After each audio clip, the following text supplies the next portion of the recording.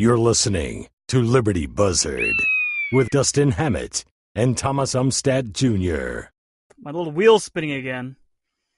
I was thinking about the absolute quantity of information out there and how I think it's next to impossible for our little human brains to really consume all the information.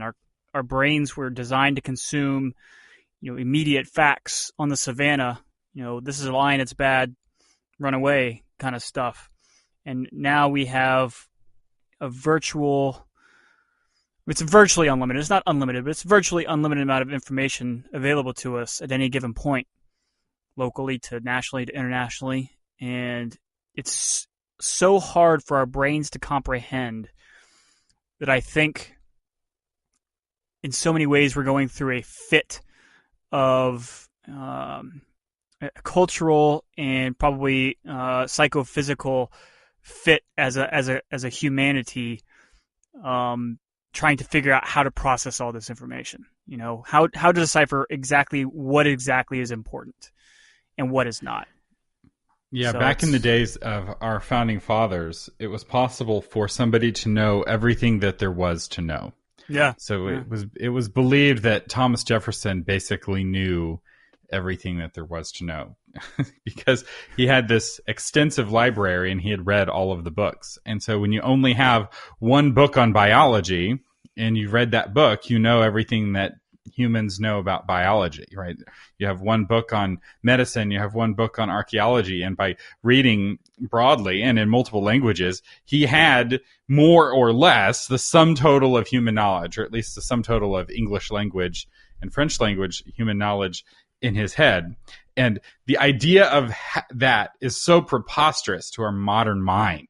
Like the idea that you can know everything that there is to know. Because it's like, you can't know everything that there is to know about Star Wars. It's just like that one fictional universe has more written about it than existed in maybe all of Thomas Jefferson's library back 250 years ago. And it is a bit of an adjustment, like being okay with not knowing. And I'll say that this is like an existential challenge for me because I am insatiably curious. I want to know everything about everything. Oh, yeah. And hell yeah, me too. It's constant frustration because I can't. Like, I literally cannot know everything about everything, and yet I want to. It's just like I learn and learn and learn, and there's always more to learn. It is so frustrating, and I get distracted because I'm like, I want to read all about the psychology and Jung and psycho philosophy, Jung and Kant and Nietzsche and all these greats that I've been meaning to get to that I haven't got to yet. And it's so frustrating because I've been reading about all this other stuff. And, part of me is like, I'd love to go back to school and get, hundreds of thousands of dollars in debt so I could go get a PhD in psychology because it's so stinking interesting. But of course, then I'm thinking hundreds of thousands of dollars of debt sounds like a terrible idea, so maybe I won't do that. Maybe I'll just read the books and not get the degree. But then I get distracted. I want to go learn about something else. I want to go learn about, I want to go learn about physics, or I want to go learn about, my entrepreneurship gig. I want to go learn more about real estate and real estate law. And it's so possible to be so overwhelmed with all, especially people like you and I who are so naturally curious. There's just so much good stuff out there. It's hard to stay focused, and I just don't know what to do. Yeah, and I've thought about going back to school, but the primary reason I haven't gone back to school is that I can't pick what I want to study. Exactly. I am descended from college professors on both sides. Yeah. My mom's brother's a college professor. I have two great grandfathers on the other side.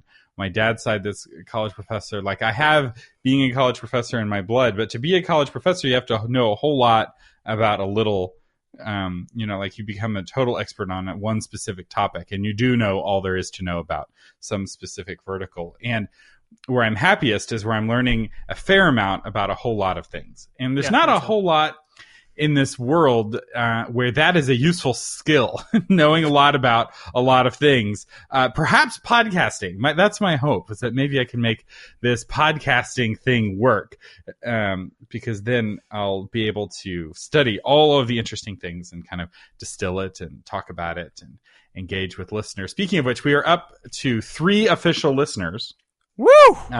So I have a lot of people who text me and contact me through alternate forms, and after we posted a couple episodes ago about assigning listener numbers, people were asking what their listener number is, and I was like, we need to have an official way of doing this so that everyone has their own listener number. And I think, and Justin, if this is okay with you, I want to use comments on libertybuzzard.com as the official. If you want to get your Liberty Buzzard number, you have to actually leave a comment on the actual website. So if that is our heuristic, if that's okay with you, I have the listener numbers for our initial listeners.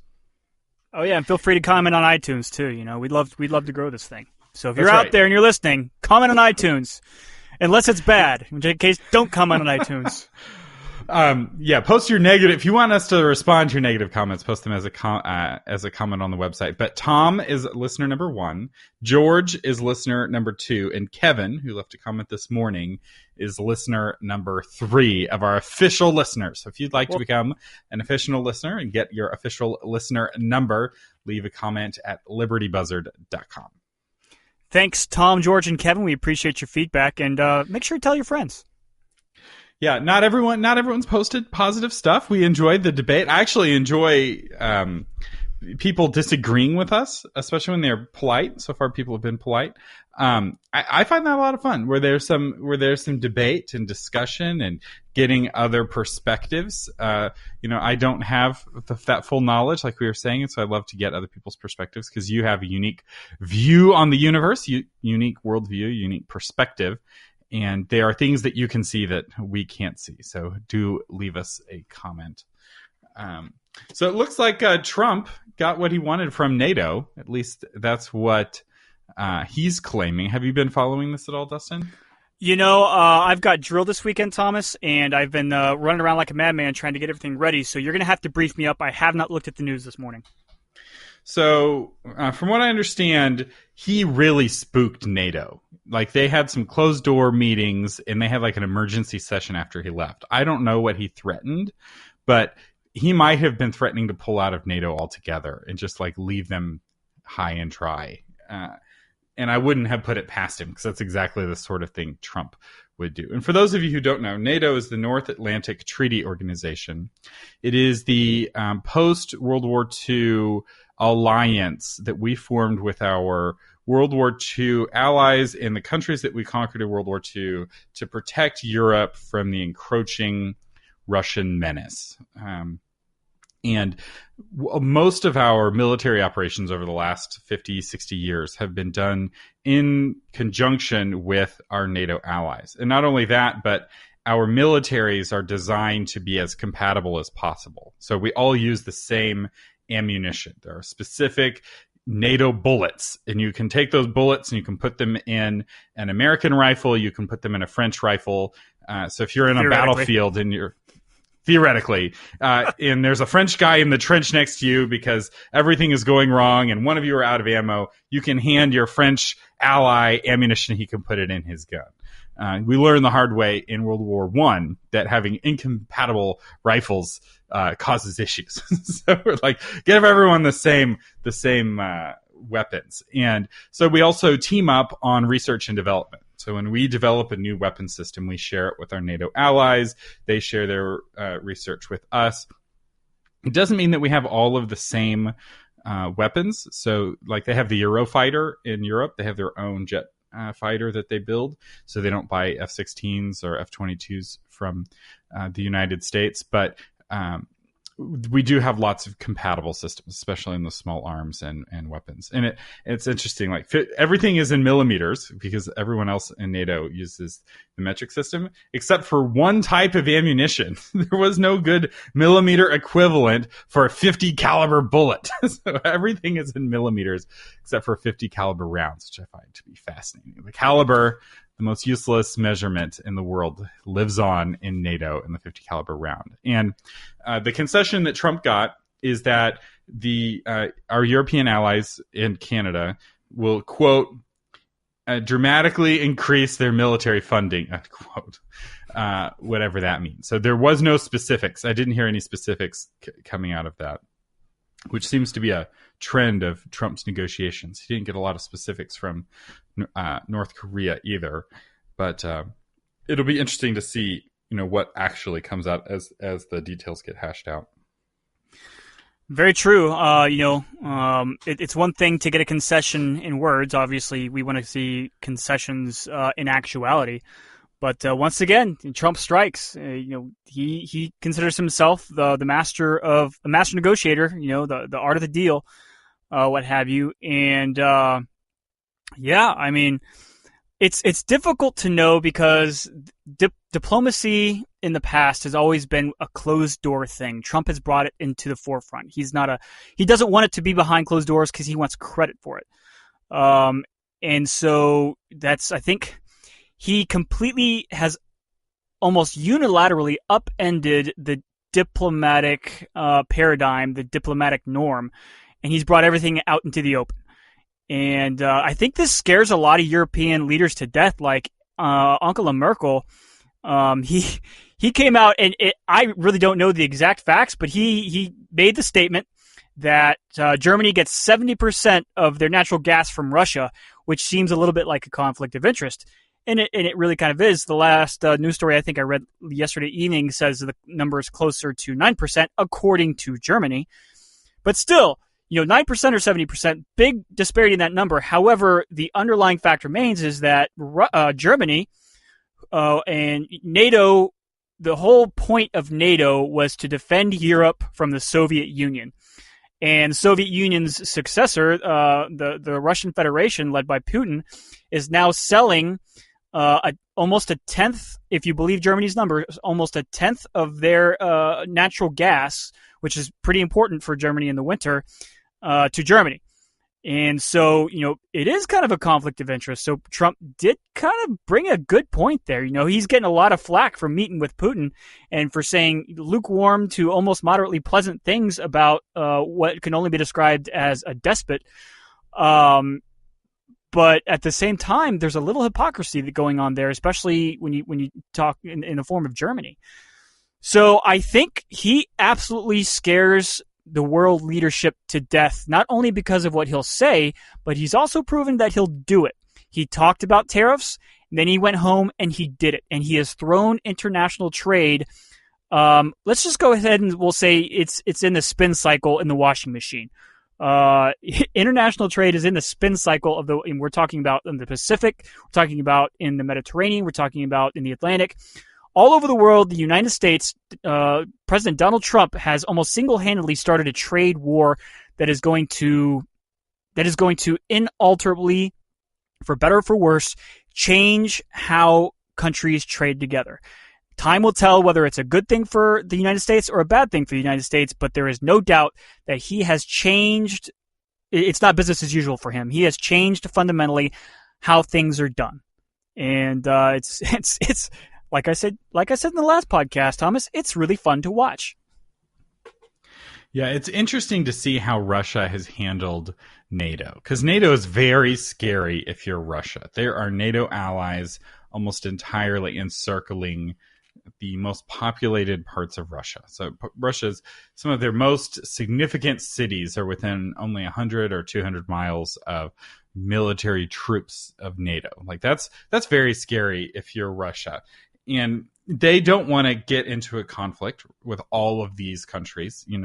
They would struggle in a conflict just against the United States, but the United States plus the U.S.'s allies is really more than Russia can handle. And so they've done a very clever thing.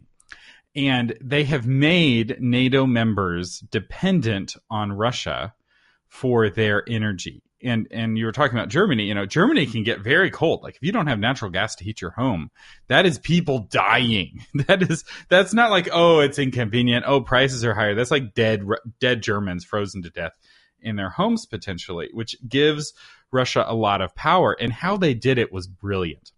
So let's say it's 1990, or let's say it's 1992. You're Russia. The Soviet Union has just fallen, and you're wanting to make Europe dependent on your natural gas and your oil. What do? Well, the first thing you have to do is you need to get them to stop using their own sources of natural gas and oil. So how do you convince a country to not use its own oil supply? Well, you get environmentalists who hate oil, and you get them to be as loud as possible. So Russia funded the environmentalist movement in Europe. And when the fracking boom happened, they funneled so much money into the environmentalist movement that they got Europe to pass laws making fracking in Europe illegal or almost illegal, where no one is doing it. So we've had this huge fracking boom in the United States. Natural gas is very cheap here. Russia is fracking. Natural gas is very cheap there.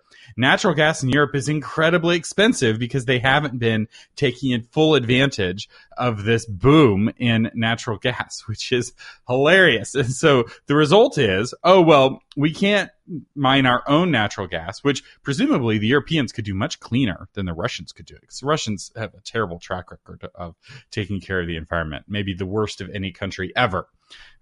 You look at what the Soviets did. They would purposefully pollute areas just to keep other people from using it, like what they did around Mongolia. So the Russians are not exactly cleanly extracting this gas from the earth, and yet the environmentalist groups that are funded by Russia are pushing it off, and it's kind of this shell game. It's like, oh, we'll just buy our natural gas from Russia instead of polluting our own country by collecting our own natural gas from the sea or from the various. Not that Europe has a ton of oil, but even what they do have, they're not taking full advantage of. And they've tried doing the same thing in the United States. I remember there being this big push of like Russia's funneling money through intermediaries trying to fund the environmentalist movement. So you ever wonder, like, where does Greenpeace get its money? Well, you have to ask who profits. So like in Texas, there's a really strong anti-gambling movement. There are lobbyist groups that are very powerful against gambling and against expanding the lottery or making gambling legal. Do you know who funds those nonprofits? Oklahoma casinos. There are Oklahoma casinos right on the border of Texas. Like, you cross over the border on I-35, you're 1 mile into Oklahoma, and there's this giant WinStar casino and resort. And that resort has a vested interest in making sure that there are never casinos in Texas. And so the anti-gambling movement is funded by companies that make their money off of gambling. Which I realize I've talked with people in the political establishment who like genuinely are against gambling. Like, they are good Baptists, and yet they are perfectly okay with taking money from casinos to fight gambling. And that's kind of how this game is played. Not to be overly cynical, and that there are true believers. And I'm not saying that the people in these environmentalist organizations in Europe don't believe in what they're doing. I believe that they are, many of them anyway, are true believers. Like, they're concerned about global warming, but they are being funded by people who are very cynically using them for their own political aims. And those chickens are coming back to roost potentially, because by not gathering their own sources of energy, they're really struggling. Now, I will say, to Germany's credit, they have been one of the biggest spenders in solar energy in the world, which is a little unfortunate because they're not exactly the best country for collecting solar energy. If you've ever been to Germany, it's not exactly just teeming with good access to sun. We have much better sun in Texas than they have in Germany. But be that as it may, they've put a lot of money into wind and solar, trying to reduce their reliance on foreign sources of fossil fuels. So I just want to make sure I'm clear on what you said. Were you making the statement that the Russian Federation is supplying money to Greenpeace to make to make energy in the West more expensive? And so I don't know about Greenpeace specifically. I don't know the names of the groups, but I have heard reports that environmentalist groups in Europe some of them are funded by the Russian Federation. I feel like Russians are pretty much trolling the world. And as far as power politics are concerned, I think there is probably, between Russia and China, they are playing their games extremely well. Putin is, I think as far as international power politics is concerned, he's a prodigy. But then, he's an individual. I think, is there somebody in Russia that can replace him when he's gone? That's a big question mark. China, it's not so much an individual. It's the system that is producing individuals who are really genius at international power politics. Whether it's funding, meddling with elections and colluding with Donald Trump to gain influence on the international stage, or whether it's stealing intellectual property from the greatest creator in the world, which is people in the United States. I think these two countries are very Machiavellian in their outlook. And so trying to take a quote unquote principled stand against them, with things like the Paris Accord and the Kyoto Protocol, et cetera, et cetera, et cetera, we're only hamstringing ourselves. No, I'm not saying it's not important to protect the environment. I'm not saying it's not a good thing. I'm just saying, just like you said, it makes it difficult for us to compete politically, internationally, with these powerhouses that are China and Russia. When people say that Putin is a snake, they are more accurate than they know.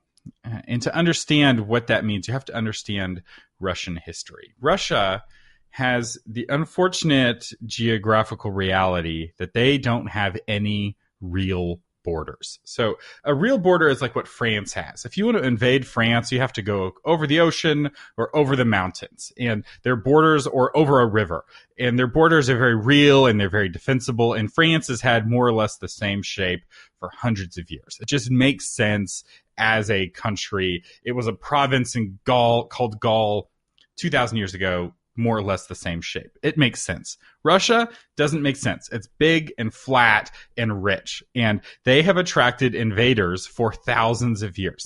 And, they were conquered by the Mongolians and ruled by the Mongolians, and it was awful. And then they were invaded by the French, and it was awful. They were invaded by the Turks, and it was awful. They got invaded by the Germans twice, and it was awful. And so they are very afraid of being invaded again. This is like the one geopolitical reality of Russian leadership, is that you have to keep Russia from getting invaded. And how do you do that when you have no real borders? You don't have mountain passes to defend, right? No one wants to invade Switzerland because it's a nightmare. Every mountain and bridge, and they've tunneled, and it's just the worst. Russia is flat and easy to invade.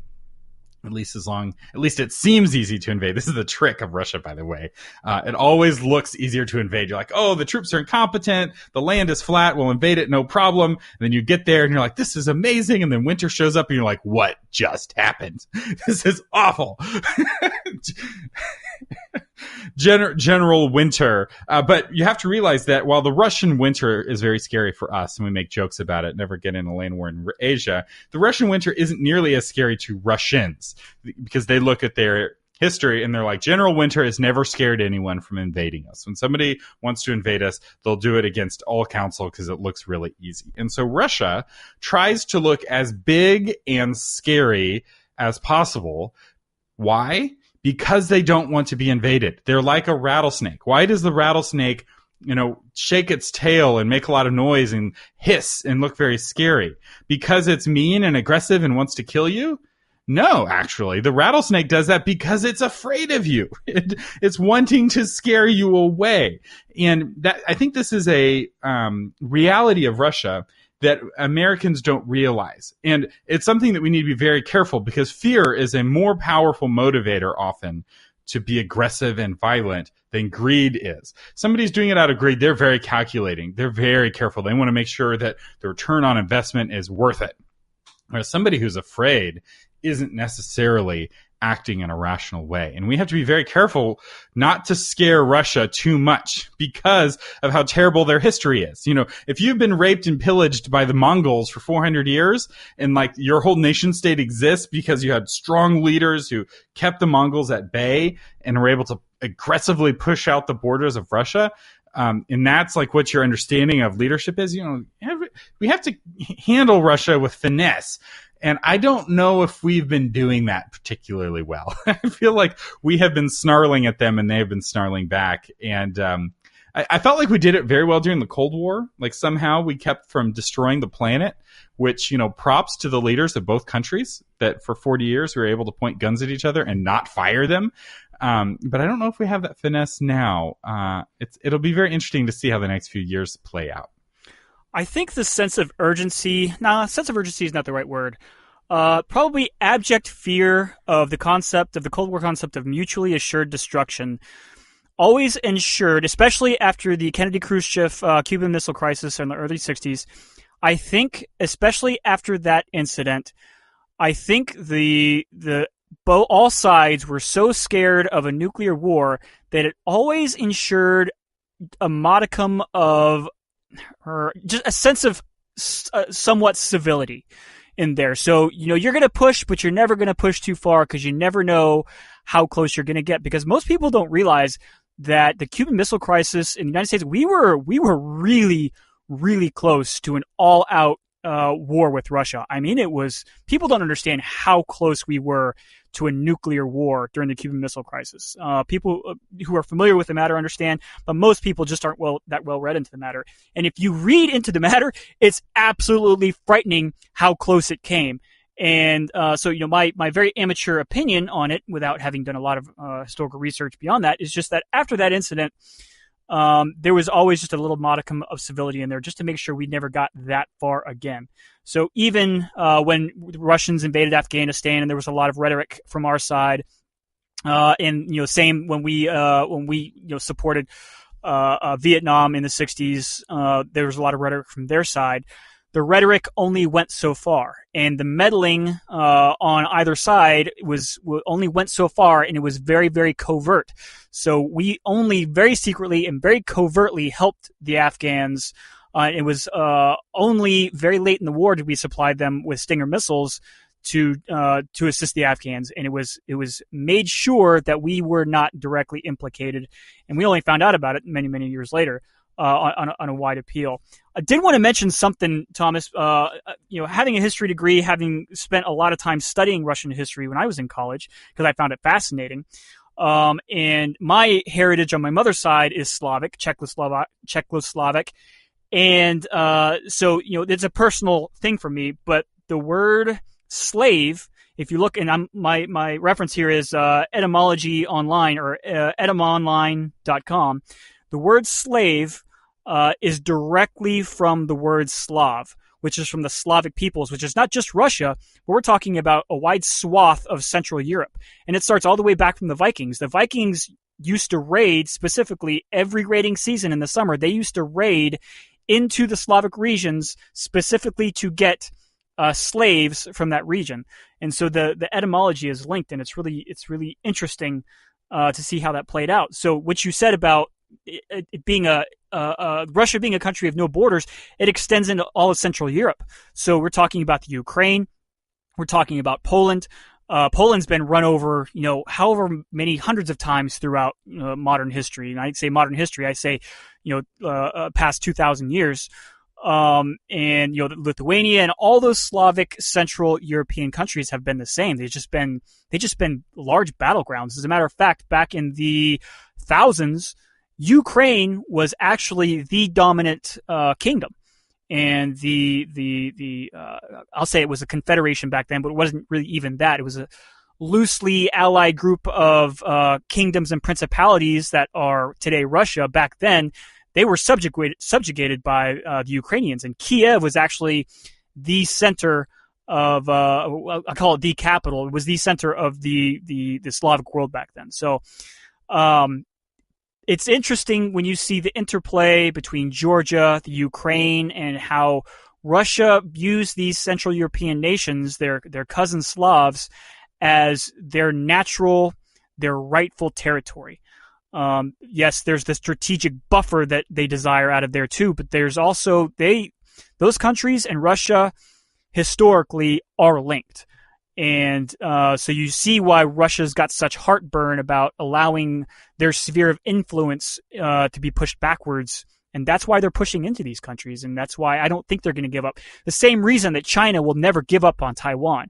China will never give up on Taiwan until Taiwan is brought back in the fold, because it is a scar on their national consciousness. Because as far as the Chinese are concerned, Taiwan is China.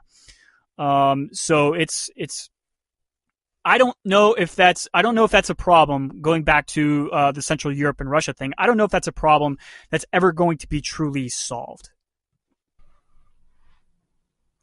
It's hard to imagine that because America has never lost land that used to be ours. But like the capital of Russia, they used to be called the Kievan Rus. The Rus people had their capital in Kiev. And so it'd be like 500 years from now, the United States has changed its shape and we no longer have Washington, D.C. or the Eastern Seaboard. It's not consistently the United States. There's some other country that's an independent country. Yeah, the Canadians invaded and they control, the top half of the Eastern Seaboard. And 500 years later, we still see Maryland and New York as like rightfully American. And the people who live there are a mix. Some of them identify as Canadians because, there's been 500 years of Canadian rule in this, mythical future where somehow the Canadians are running the Eastern Seaboard. But others still consider themselves to be Americans and they still speak American English. And let's imagine that over these 500 years, the languages diverge. And so there's Canadian people, some people speak Canadian and some people speak American. And the people who speak American really would love to see Washington, D.C. secede from Canada and join America. Very much kind of like what happened with Texas, where you had English-speaking Americans wanting to secede from Mexico and join with the United States. And that's what we see in Ukraine, where we have people who speak Ukrainian who want to be independent from Russia and have had experienced terrible degradations from, the Russian government over the years. Because let me say, Russia has done terrible things to Ukraine in the last 100 years. But then you also have people there who speak Russian, who identify as Russians, who really see this as their rightful land. They're like, why wouldn't we have this? This is our old capital. We deserve this back. And it really is in many ways a civil war. It's, the way it's portrayed in the West is it's Russia invading Ukraine. And there is some truth to that. They're totally, they totally have a side in this fight. It's not like they're a neutral observer, and it's not like they're not aiding, but it's also not like Ukraine is united in wanting the Russians to stay away. When the Russians march into some cities, they're being hailed as liberators. It's not like they're being seen as conquerors. It's very complicated, and often this nuance gets lost when it's portrayed in the press. And Russia is always seen as the evil conquering force, and they're not seen as the Russians see themselves very differently than we see them. So I want you to kind of suspend just to understand how the Russians see themselves. I want you to imagine that all of the conspiracies are true. There is an elite Illuminati that is ruling the world. They're controlling the United States. And there is one nation that is standing against the global elites, and it is Russia. They are not a part of the Eastern elites. They're not a part of the Western elites. They are the northern bastion of truth and manliness and courage. And they are holding out. And it's just one man, Putin, who's leading them to defeat the secret cabals that are trying to rule the world. That is how Russia sees themselves, as heroes of their own story, which I realize is very weird for us to try to get into their head. And I think a little crazy. Like, I don't agree with their interpretation. Thomas, I think there's only one real solution how they to see this the problem. world We need to build an enormous Thunderdome. We need to clone a Velociraptor. Donald Trump with a minigun on a Velociraptor versus Putin on a giant bear with his weapon of choice. Let him have at it. 2 men enter, 1 man leave. Problem solved. I think that's the only way to go. There you go. I will say the Russia problem will work itself out because Russians stopped having babies a couple decades ago, and they're like dying off as a people. Oh, I think bad choice. I think they have one of the lowest birth rates in the world. Like, Russian women just are not having babies, and the ones who are having babies aren't raising their babies. There are more orphans now in Russia than there were after World War II, which is just unconscionable. Like, how is it that they have that many orphans? It's not because the moms are dying. It's because the moms don't want to raise the babies. They're just taking them to a local orphanage and dropping them off. And I've been to those orphanages. I've interacted with those orphans. And it's really sad. And it is a fundamental problem of their country. Like, you long-term cannot thrive as a country if your people are not thriving. And their economy is not growing. Their people are not thriving.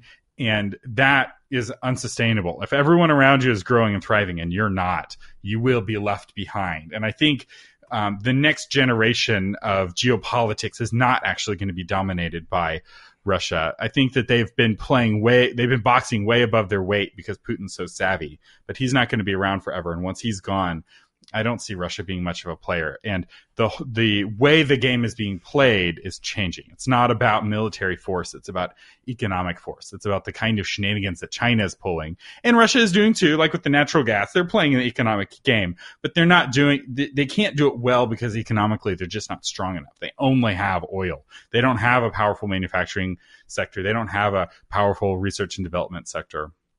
So they're not able to, drop trillions of dollars in investments in Africa and like suddenly run all of Africa. China is able to do that no problem. And I see China as being the world power moving forward, especially if we continue kind of pulling back from the world stage, where if people aren't going to get their money from America, they're going to get their money from China. Which has a lot of American money, ironically. Yeah. Thomas, I think, Thomas, I want to bring one more point up before we wrap it up for the day, is that the world landscape, and I think it's a matter of when, not if. I think when we reduce our dependence on oil as our primary global energy source, when that happens, I think the global political economic landscape is you think it's bad now with the quote unquote trade wars. This is child's play when all these countries that have historically relied solely on oil now find themselves in virtual depressions because they have no other industry to offer or commodity to offer. I think it has some very serious consequences when that technology comes around. So I don't think we should go into that because we're already at 36 minutes. And Thomas, I think you're going to say something about a sponsor. Yes, we have a sponsor, which is very exciting. This episode is brought to you by Tom Umstattd, CPA. Tom has over 35 years of experience helping people like you pay only their fair share in taxes. So don't let the IRS stress you out. Find out how to get Tom and his team on your team at taxmantom.com. And I will say I can personally recommend Tom Umstattd as an excellent CPA. So check him out, taxmantom.com. So with that, I am Thomas Umstattd Jr. And you've been listening to Liberty Buzzard.